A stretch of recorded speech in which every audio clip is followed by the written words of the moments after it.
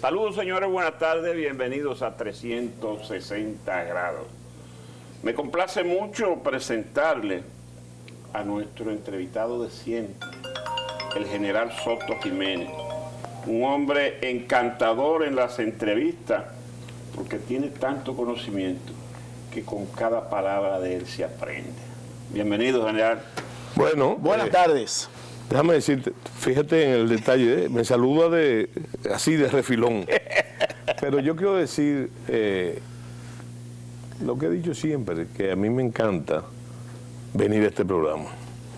Parece que yo le estoy devolviendo con flores, las flores que usted me ha echado, pero es una realidad.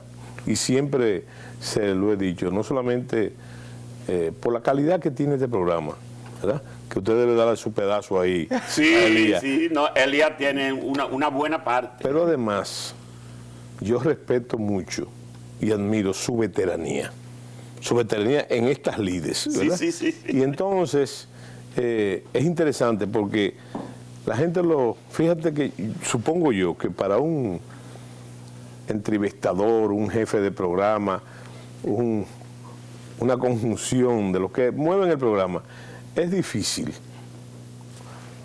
Una persona que simplemente responde sí, no, eso es un gran reto. Pero la magia... Eso es terrible. Monosílabo. Sí, pero la magia de ustedes es estimular la articulación de ideas. Claro. Entonces a mí me complace mucho. Yo que tengo, afortunadamente y por desgracia al mismo tiempo, el vicio de la palabra, entonces me encanta venir aquí, que por cierto hay que decir que ya yo soy una especie de habitué de este programa. Sí. Mire, general, en la proximidad de la celebración del mes de la patria, siempre hay que comenzar con el padre, sí. Duarte. Sí. De quien vi, usted lo ubicó dentro de un rango militar, pero con un rango bajo. Y eso como que no me sentí cómodo. Sí. Bueno, la explicación más interesante, respondiendo a la verdad. Y así se lo dije yo a alguien que me entrevistó por ahí, que usted conoce. Déjeme decirle algo, que Duarte fue muchas cosas. Duarte fue muchas cosas al mismo, inclusive a veces al mismo tiempo, dentro del proceso de lo que fue su lucha primordial, la independencia de la República Dominicana, que hay que decirlo también, que Duarte no se libertó, no hizo todo lo que hizo por ser internacionalista.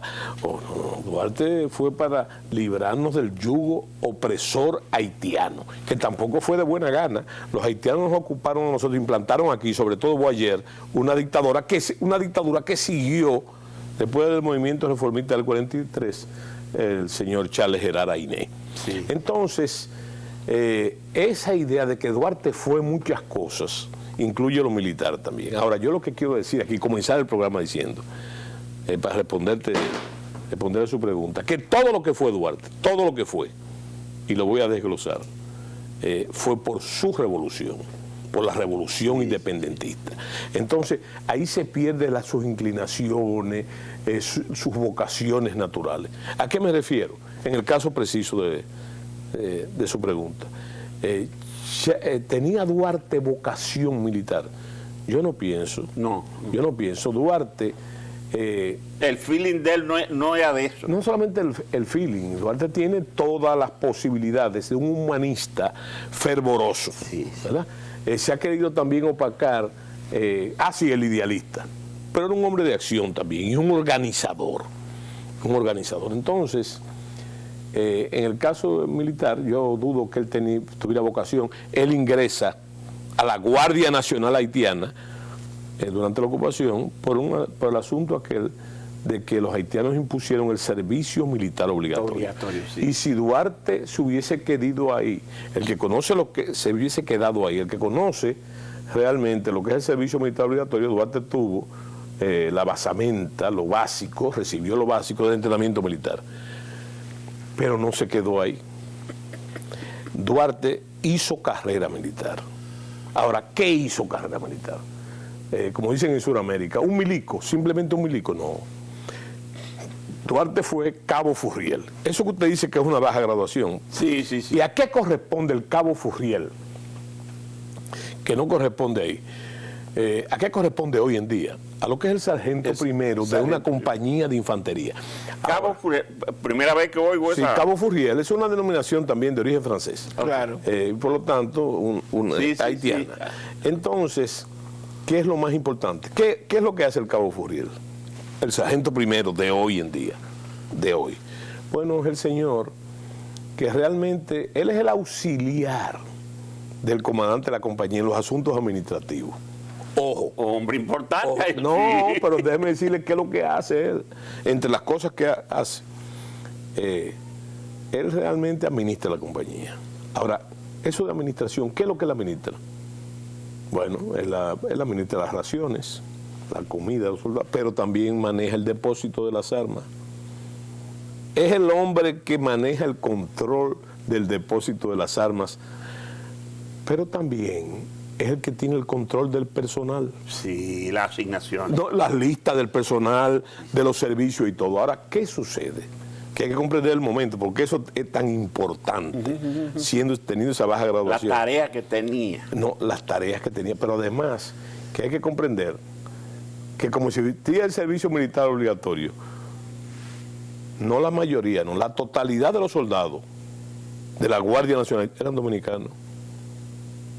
Siendo el ejército haitiano.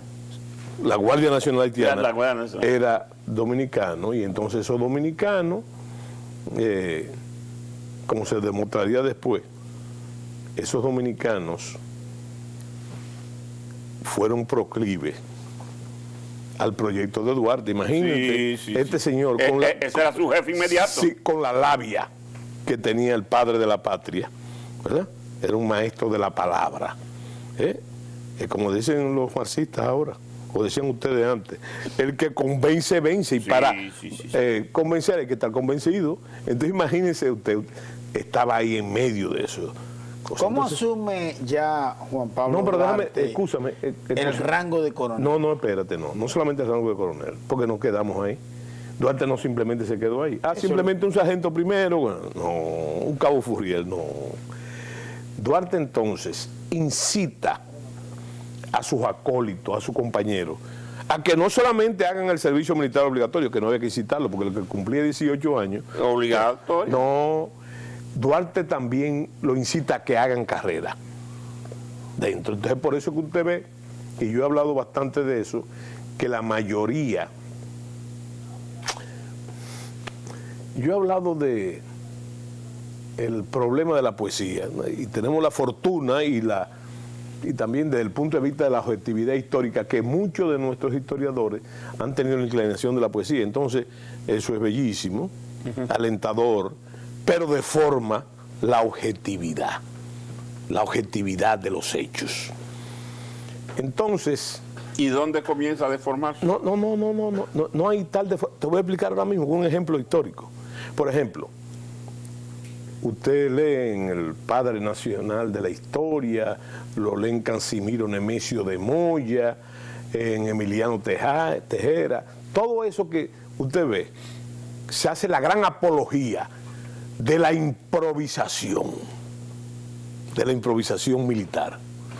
Que nuestros héroes, tocados por el numen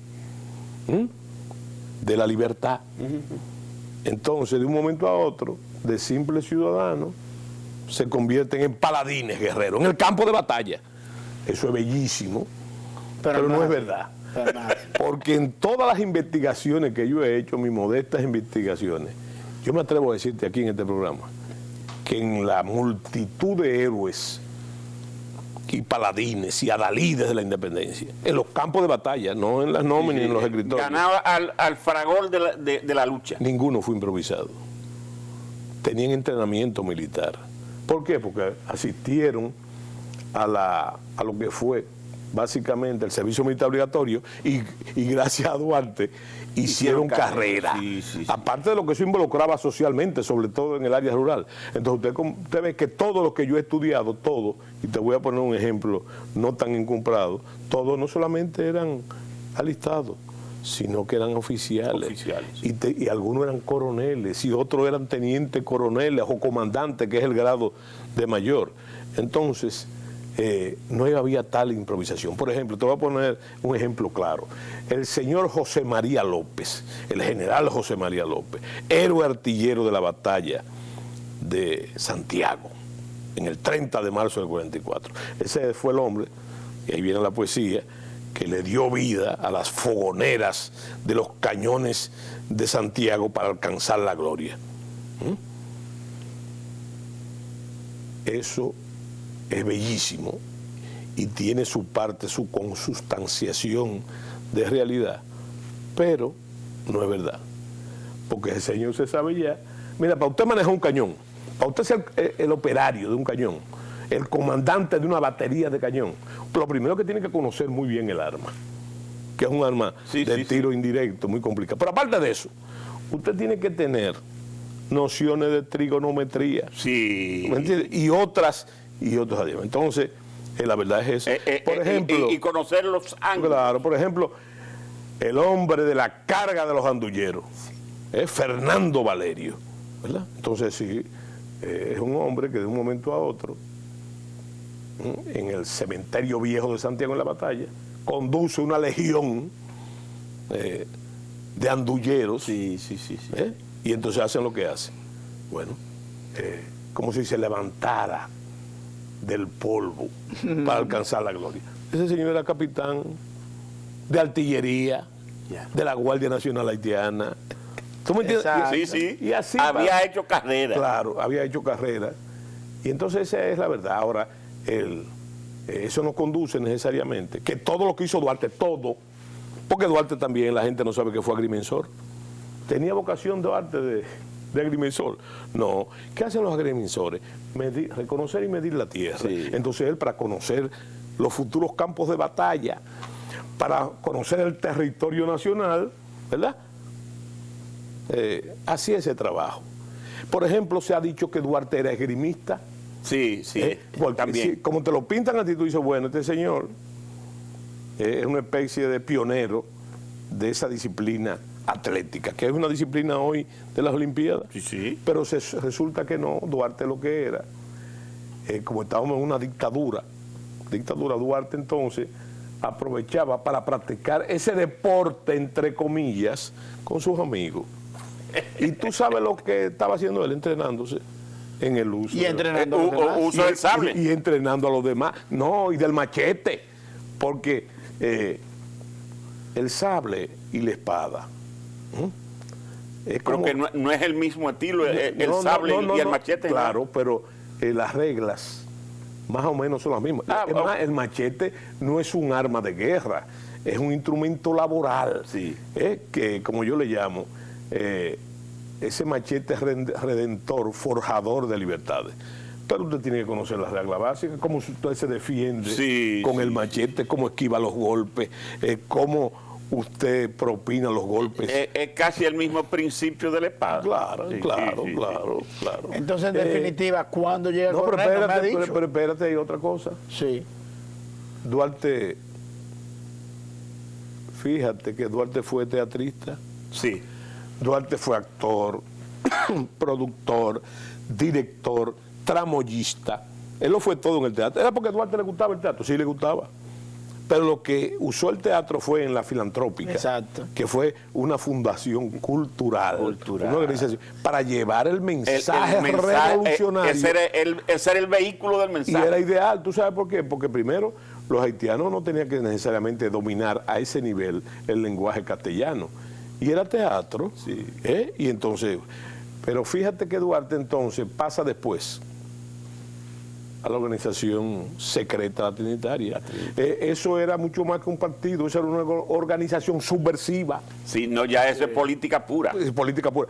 Pero que todo lo que la hizo fue político, porque eso fue Duarte. Eso fue Duarte. eso tenía Duarte fue fundamentalmente, y eso por una serie de razones históricas no se ha dicho lo suficiente, Duarte era fundamentalmente un político. Con una categoría, no un político cualquiera. Eso tiene una raíz. Era un revolucionario, obcecado, testarudo. Yo digo en un poema, a su condición de comandante. Duarte nunca se cambió de partido. Era obcecado. Todos los demás, sin entrar en detalle, ¿verdad?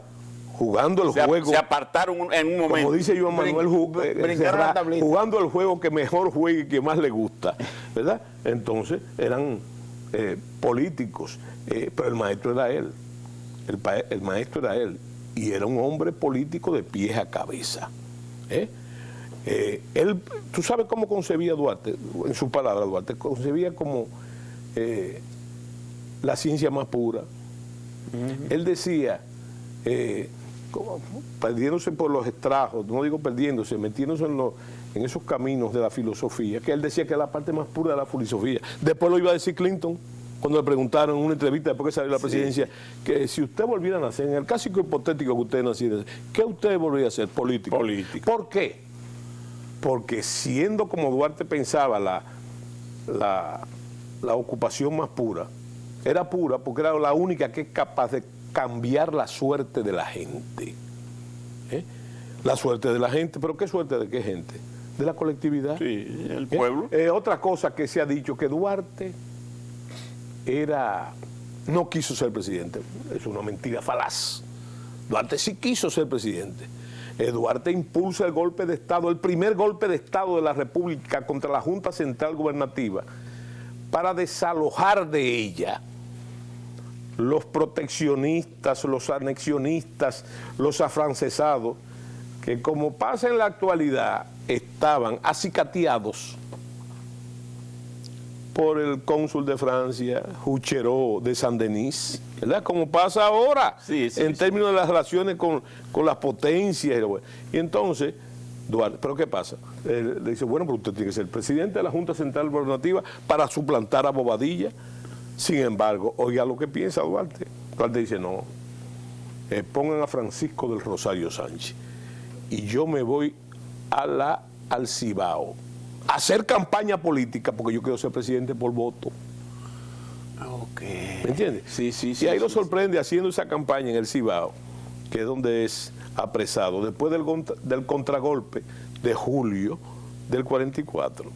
¿Verdad? Entonces, ese es el hombre. Yo te podía aquí... Ese contragolpe es Pedro Santana. No, el contragolpe lo da Pedro Santana y las corrientes conservadoras.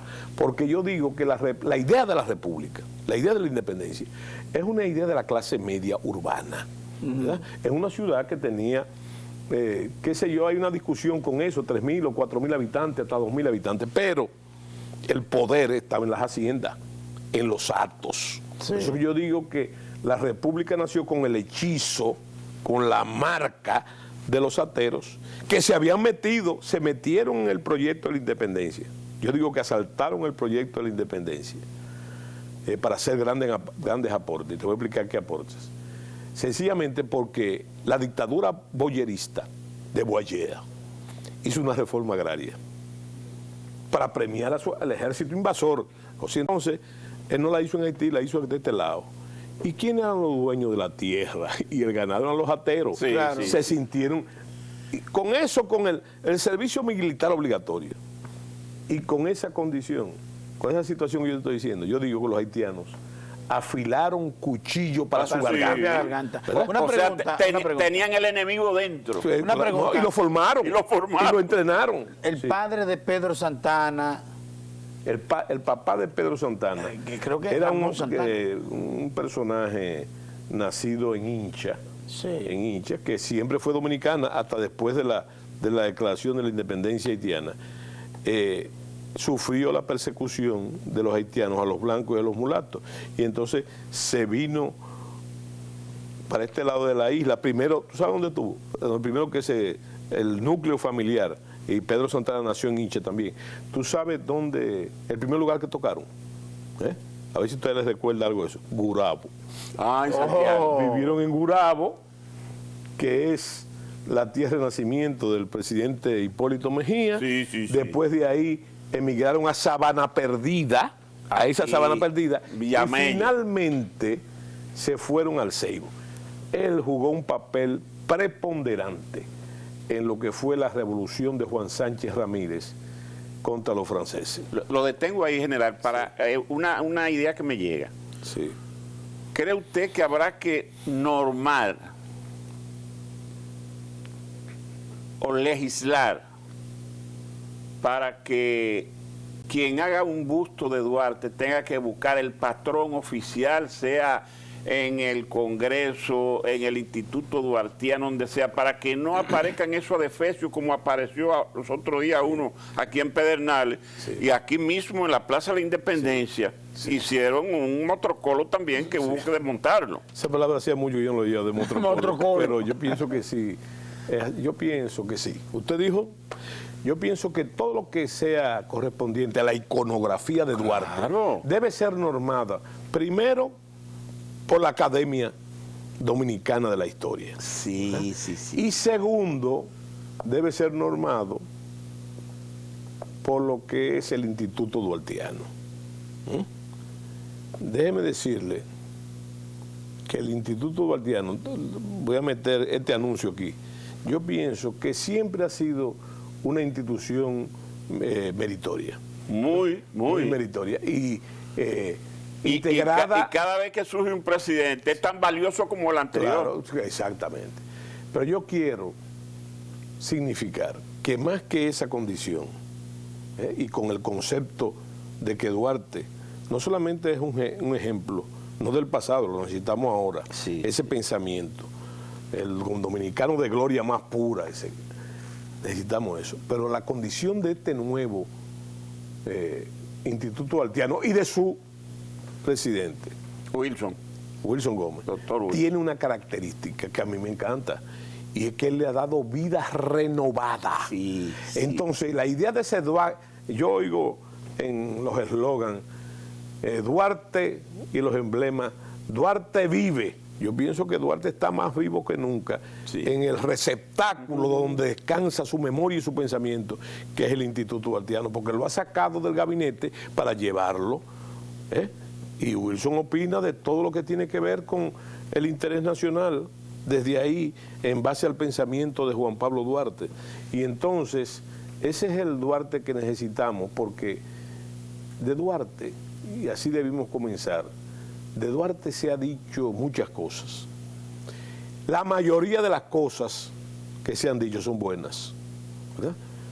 Pero yo, sin embargo, siendo un gran conocido, creemos nosotros, también es un gran desconocido. Y a mí lo que me preocupa, y es lo que está haciendo el duartiano, pero a mí yo tengo años en eso, es descubrir el verdadero Duarte.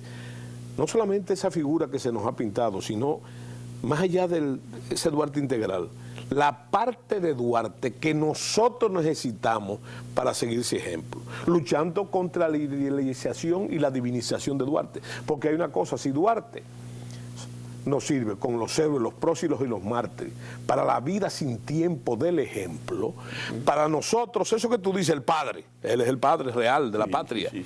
Entonces, nosotros, sus hijos, los ciudadanos de esta colectividad, necesitamos parecernos a él. Claro. Para poder copiar su ejemplo. Si Duarte no tiene esa condición de poderlo aterrizar a nuestra realidad, entonces Duarte sigue siendo una figura meritoria, pero no nos sirve para nada, para lo que nos sirven los héroes y nos sirven los próceres y los mártires, que es la vida sin tiempo del ejemplo.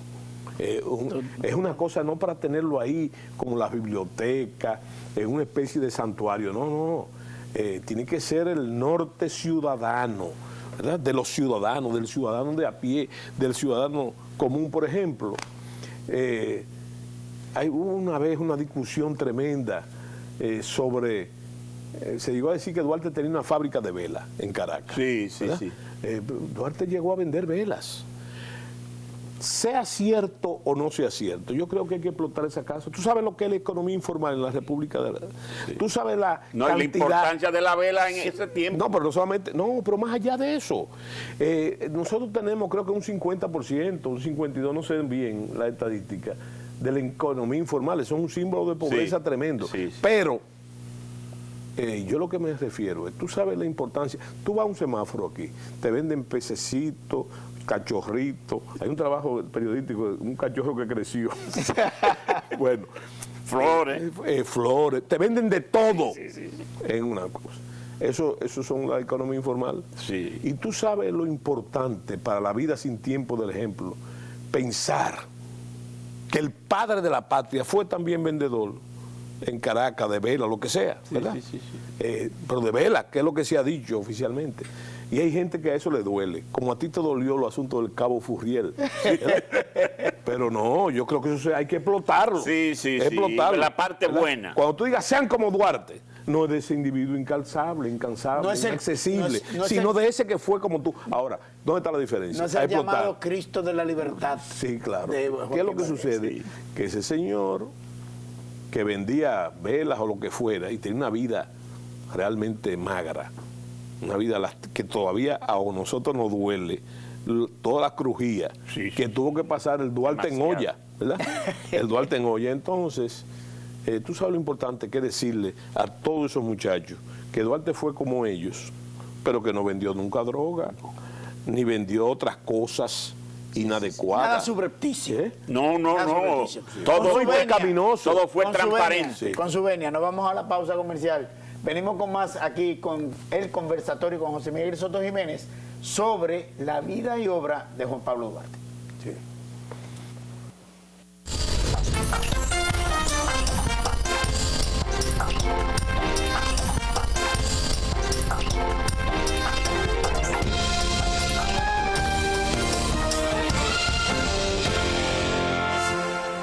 Continuamos aquí con el conversatorio con José Miguel Soto Jiménez a propósito de la vida de Juan Pablo Duarte. Tengo entendido, si no me equivoco, que hay una actividad hoy en Santiago, mañana jueves. ¿Cuál es la actividad? ¿De qué se trata? Bueno, es una actividad que invita el Ateneo Amantes de la Luz, una sociedad cultural muy vieja. Está en el Día de Duarte, que es el 26, entonces ha invitado a un conversatorio sobre la vida y la obra de Juan Pablo Duarte. La peculiaridad es que los dos invitados al conversatorio como expositores son el general Soto Jiménez y el presidente Leonel Fernández. Pero Sí, entonces es por todo lo alto. es eso. Creo que tenemos la invitación ahí, la tienen los muchachos, para que por favor la coloquen en pantalla. Ese conversatorio, ¿quiénes son los que van a participar? ¿Cuál es el público? ¿A quién está dirigido? No, el público es abierto. Abierto. El público es abierto. Sí. ¿Verdad? Entonces, debo decirte, que ustedes conocen lo que es la tertulia de la Quinta de República. Sí. Se hace los jueves 4 veces al mes. Y el último jueves de cada mes se hace en Santiago por una invitación de el Ateneo Amante de la Luz. Ya. Y entonces, siempre ha sido muy concurrida esa tertulia. Y donde se hablan los temas patrióticos, no soy yo el único que hablo ahí. O sea que en cada jueves tenemos un invitado especial. En esta ocasión Ahora, el presidente Fernández. Fernández, sí.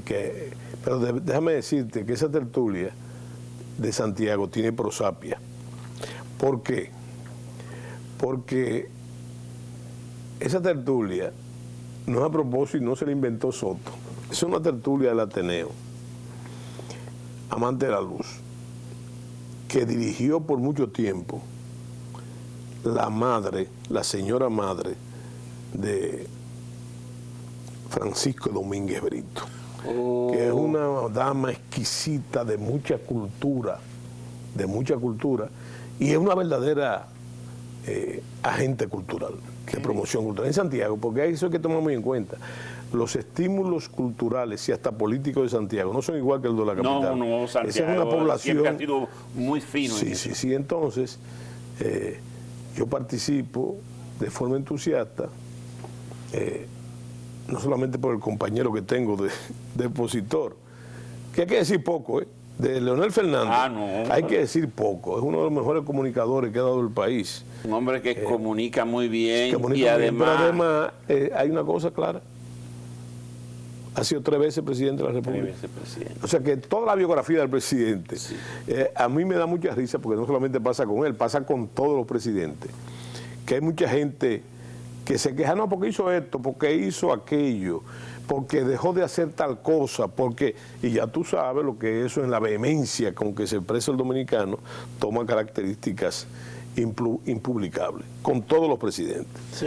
Pero yo quiero decirte que en el caso muy especial de nosotros, a mí en lo particular y a la gente también, nosotros tenemos un problema, un serio problema.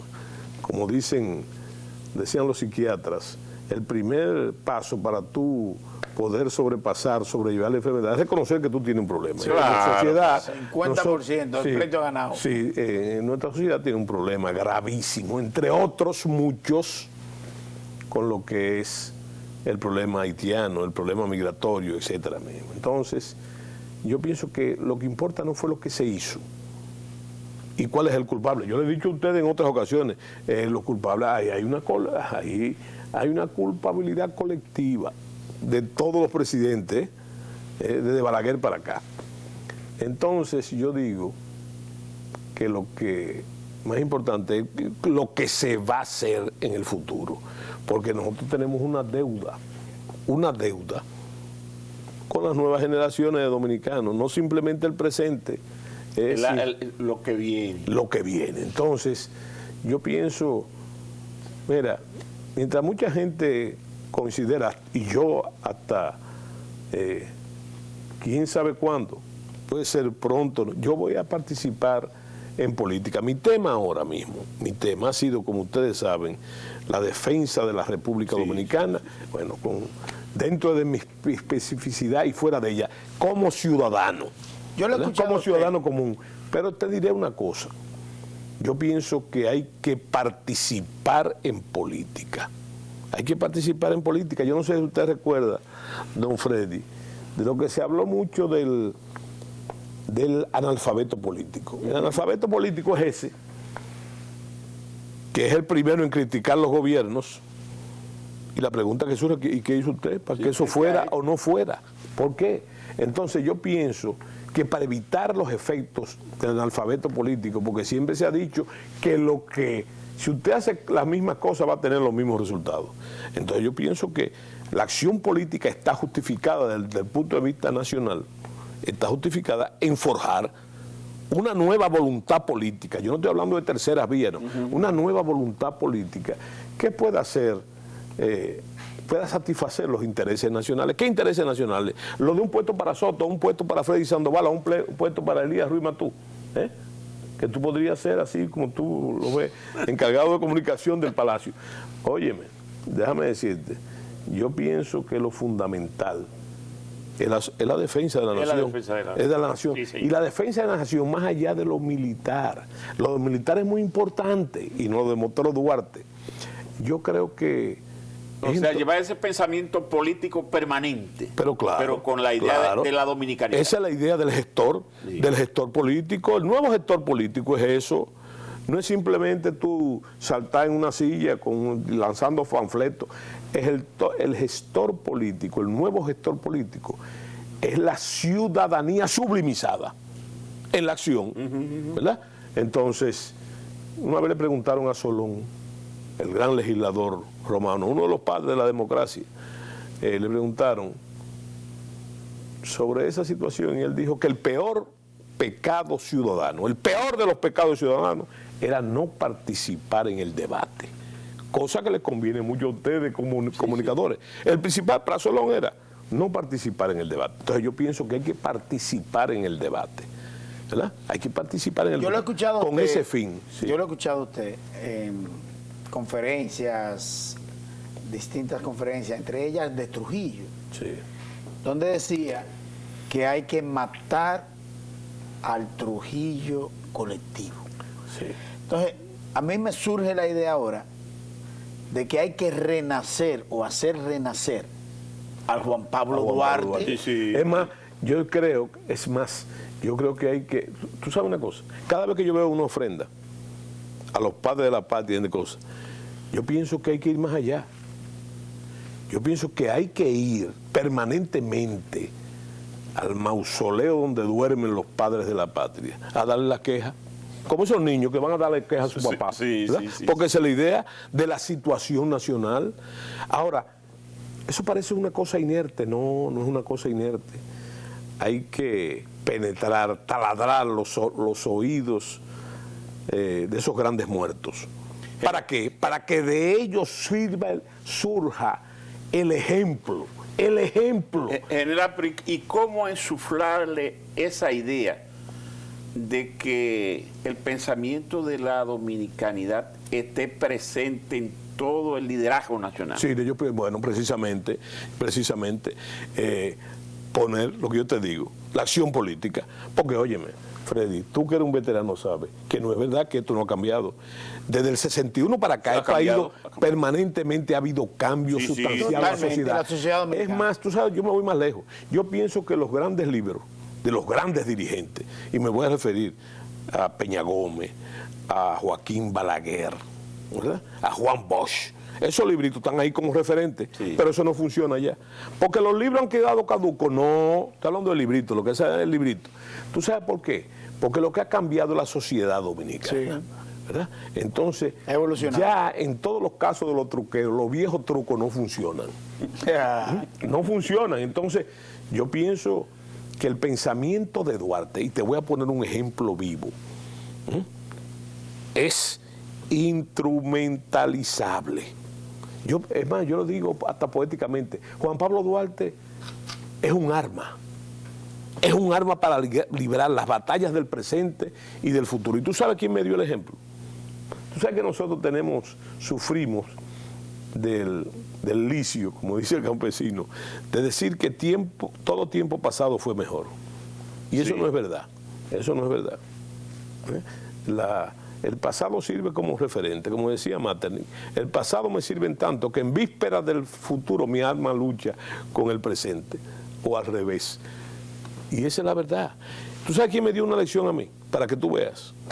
Y precisamente en el gobierno de Leonel Fernández, donde yo estaba haciendo política abiertamente en las comunidades.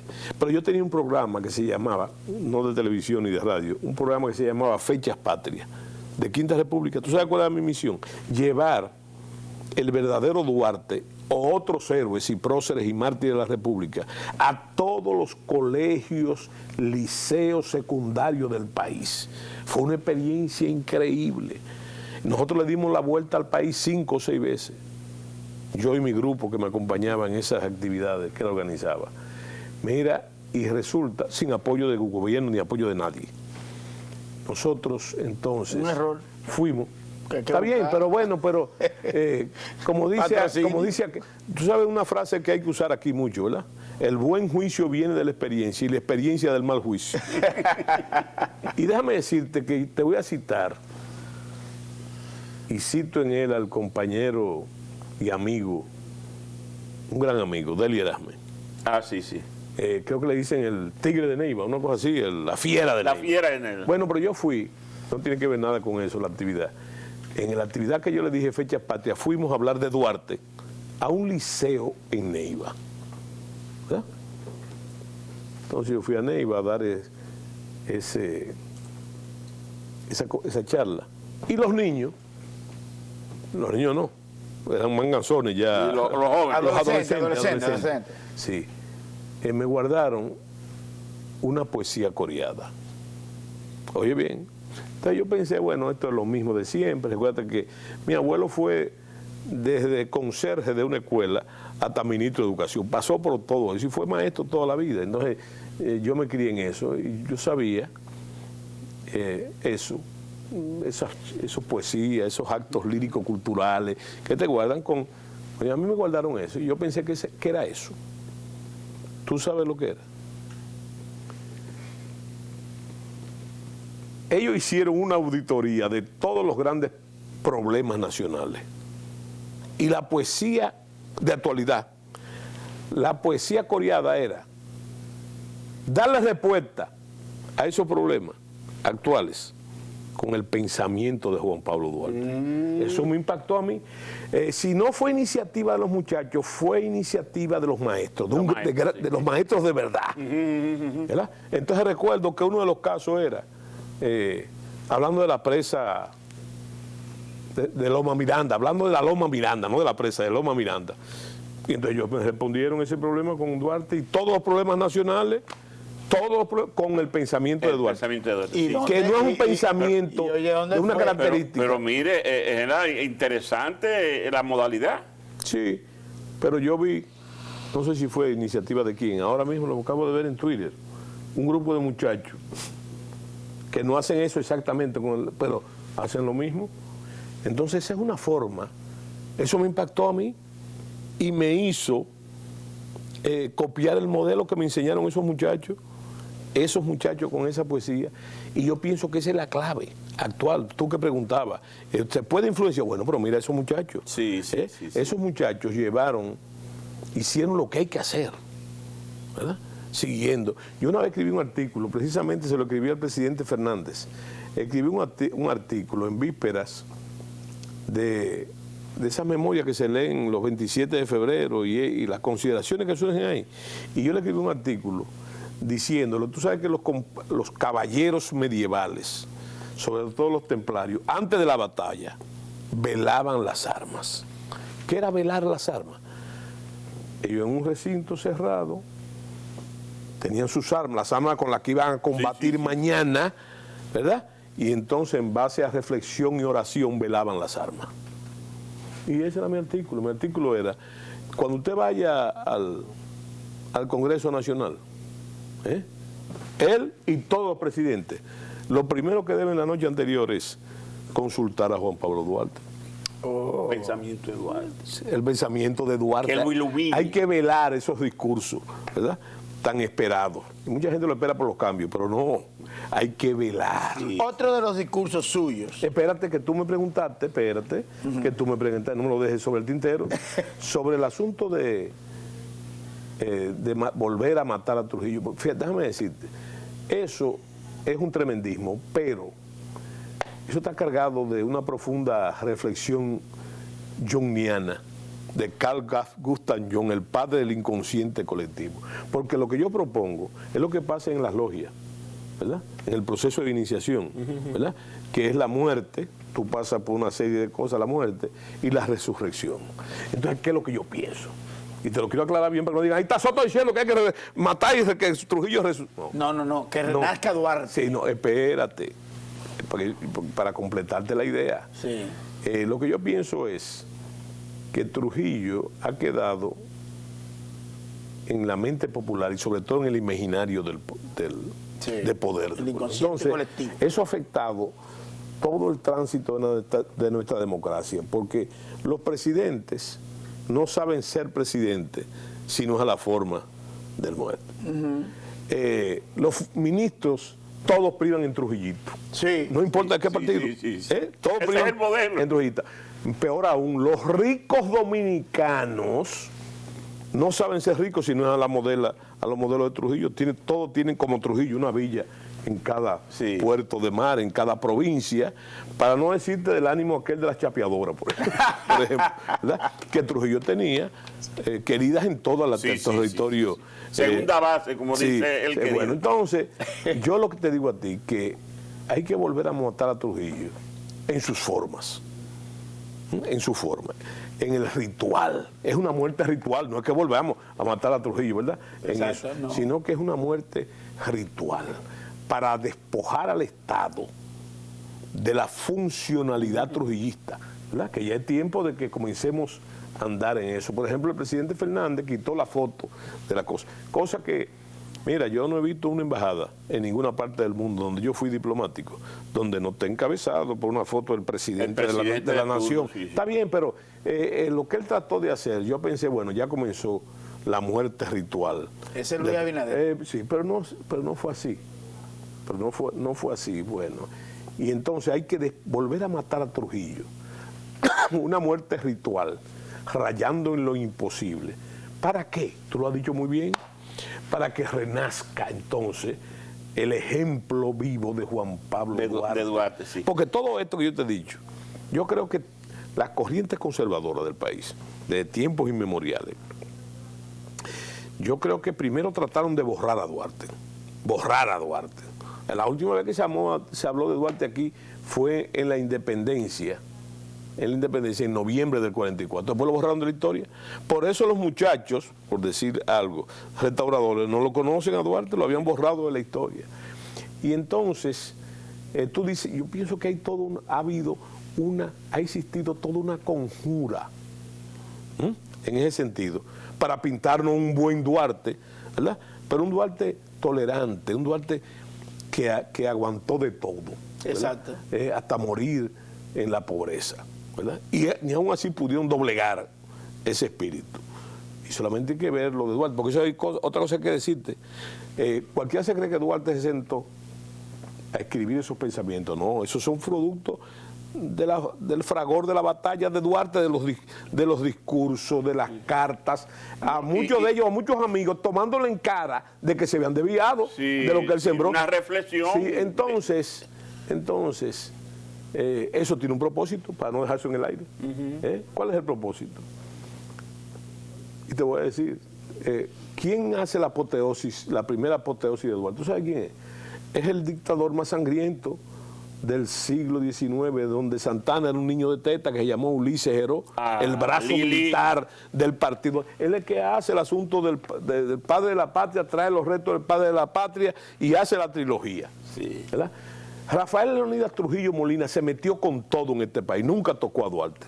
Balaguer escribe El Cristo de la Libertad, donde pinta un Cristo idealizado, impoluto, un mártir. Un mártir es... y eso tiene un propósito, que yo pienso que a medidas ha dado resultados en el país. Sí. ¿Tú sabes cuál es el propósito? Hay que ser como ese Duarte que nos ha pintado para gobernarnos, para podernos gobernar como Santana. Totalmente. ¿Me entiendes? Porque nos están escondiendo a ese Duarte político, revolucionario. El mensaje suyo a los jóvenes del momento y a los jóvenes del futuro sobre Duarte. Sobre Duarte.